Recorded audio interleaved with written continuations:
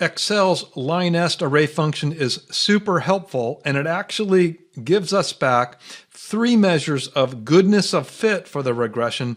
And I just want to review those and some of the relationships between those measures of goodness of fit in Excel's LINNEST array function.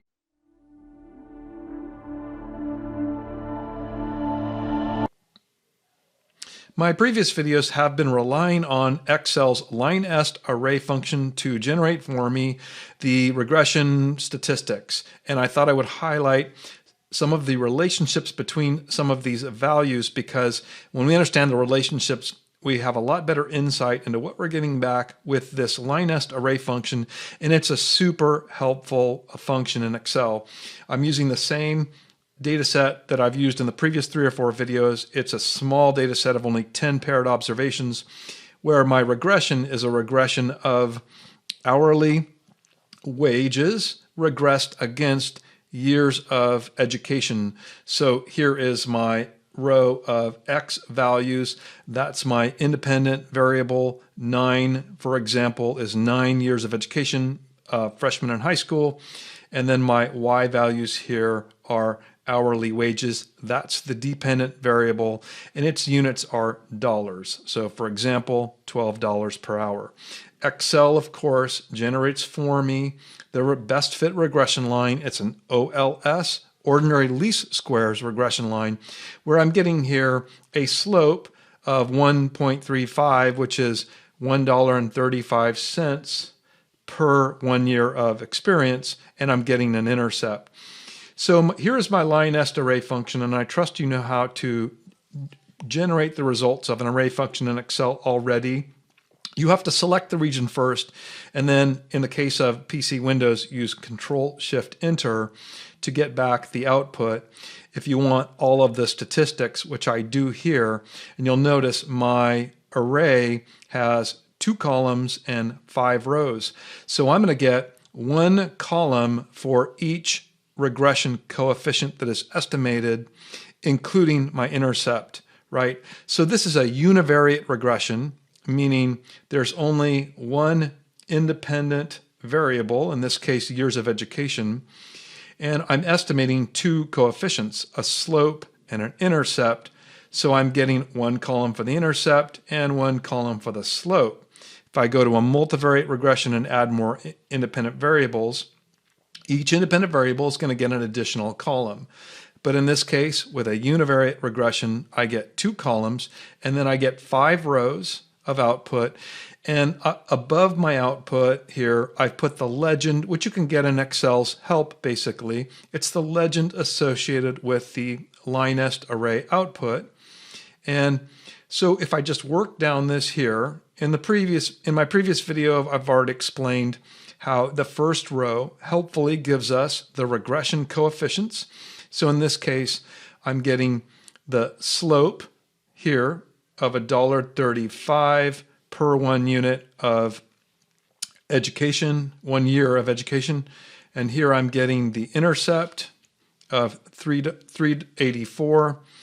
And then right below in the second row, I get the standard error of the coefficient that's directly above it.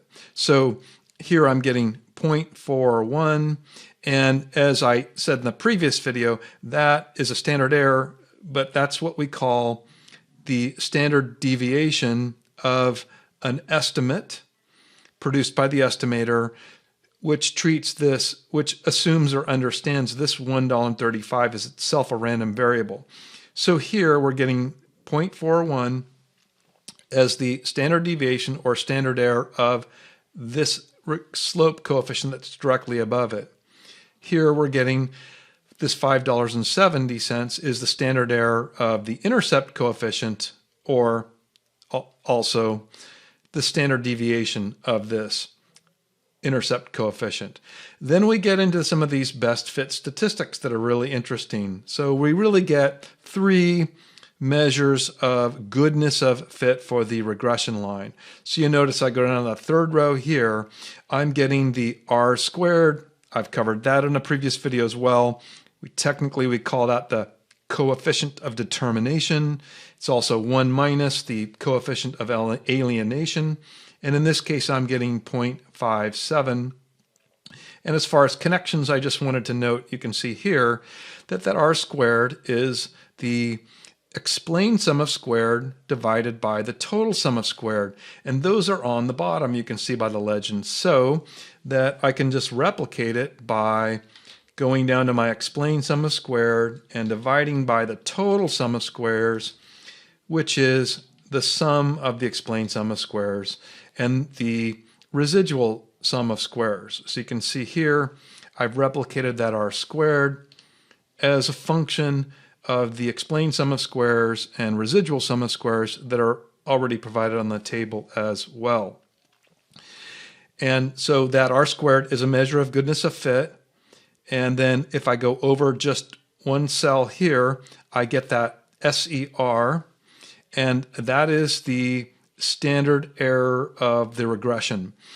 And its units are actually in the units of the dependent variable. So in this case, this 375 is actually means $3.75, and it's a measure of the standard deviation around or dispersion around the regression line. So it's a very helpful measure because it measures dispersion or fitness on the line, and also because its units are in naturally the units of the dependent variable.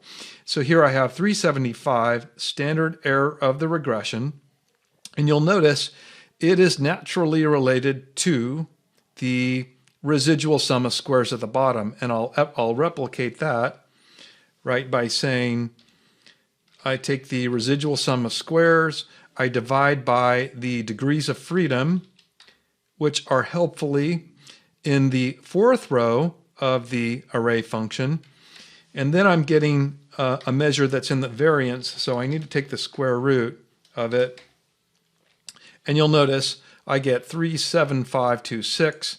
So I'm getting the standard error of the regression, but in this way as a function of the residual sum of squares. So also a measure of goodness of fit, but whereas the R squared, the coefficient of determination, is a measure of measured in percentages, it's a measure of the percentage of variation in the dependent that's explained by the independent. My standard error, the regression SER, is a measure of the standard deviation or dispersion around the regression line. So it's naturally in the units of the dependent variable. Okay, so that was the third row. The fourth row, less used probably in practice, but here I'm actually getting a F-statistic or F-ratio value. And in the univariate regression, it's not really helpful to us, to my knowledge. In the multivariate regression, when we add more independents, it becomes very relevant because we'll use the F ratio to test the joint null hypothesis that all of the regression coefficients are equal to 0.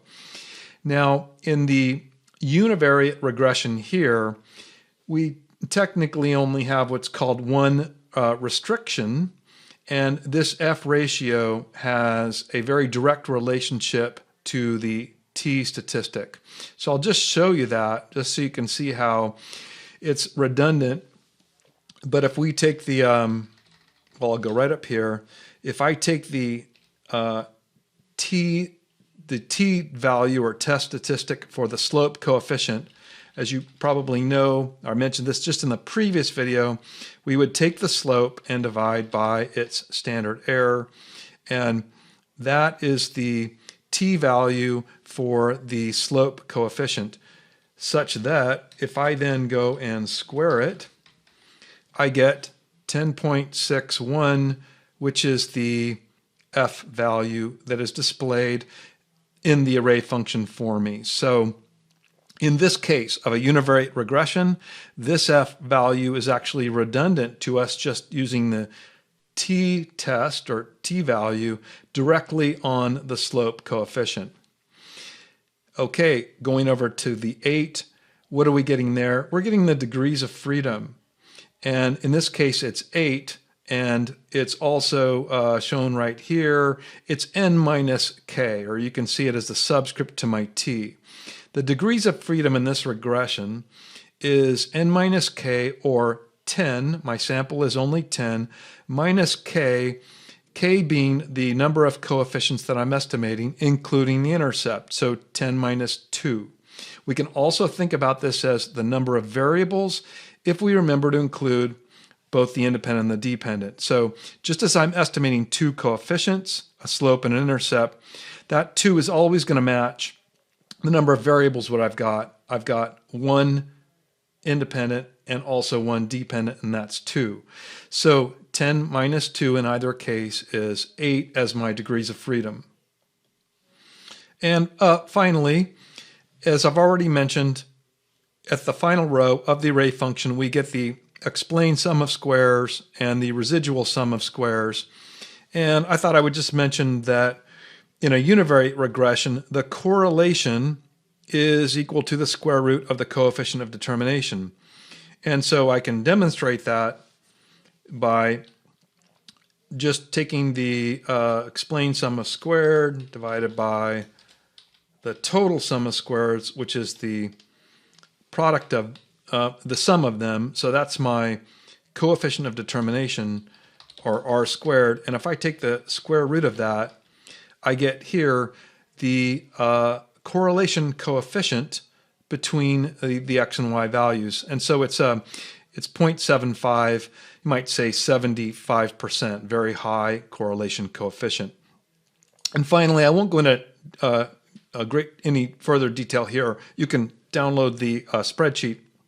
But what I just show here is there is a relationship between the F statistic or F value and the coefficient of determination. It's just not as directly intuitive. So I hope that's helpful.